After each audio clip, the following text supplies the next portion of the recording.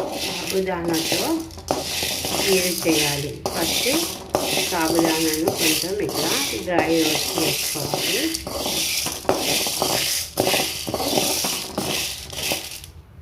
బెల్లం వేసి చేస్తున్నాను, చూపిస్తాను.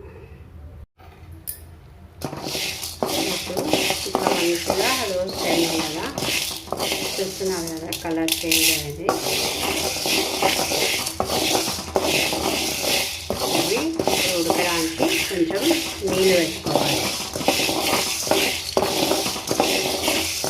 నీళ్ళు మసులుతుంటే ఇవి వేయాలి. ఫస్ట్ ఇవి వేయాలి, బెల్లం వేయాలి. బెల్లం వేసి ఉడుకుతుంది.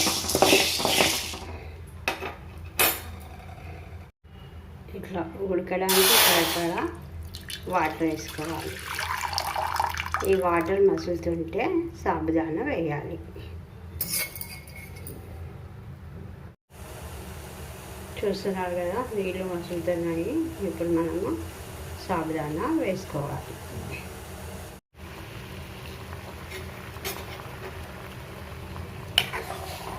ఈ నీళ్ళలో ఇది మెత్తగా ఉడికిన తర్వాత బెల్లం వేసుకోవాలి.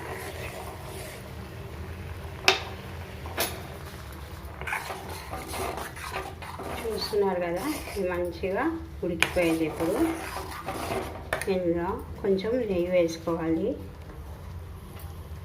టేస్ట్ కోసమైనా ఇది అంటుకోకుండా ఉండడానికైనా కొంచెం నెయ్యి వేసుకోవాలి. బాగుంటుంది.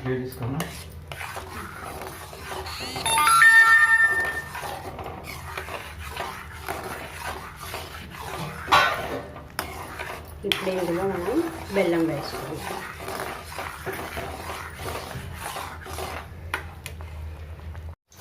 చూస్తున్నారు కదా బెల్లం కూడా మంచిగా కరిగిపోయింది. మన సాబుదానాకి రెడీ అయిపోయింది.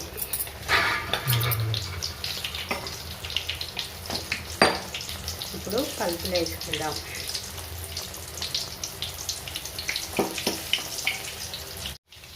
ఇట్లా కలుపులు వేసి కలుపుకుంటే సాబుదానాకి రెడీ అయిపోయింది. తినేటప్పుడు ఇందులో వేడి వేడి పాలు కలుపుకొని తింటే చాలా రుచిగా చాలా బాగుంటుంది. మీరు కూడా ఒకసారి ట్రై చేయండి. మా ఛానల్ని సబ్స్క్రైబ్ చేయండి, లైక్ చేయండి, షేర్ చేయండి. Thanks for watching.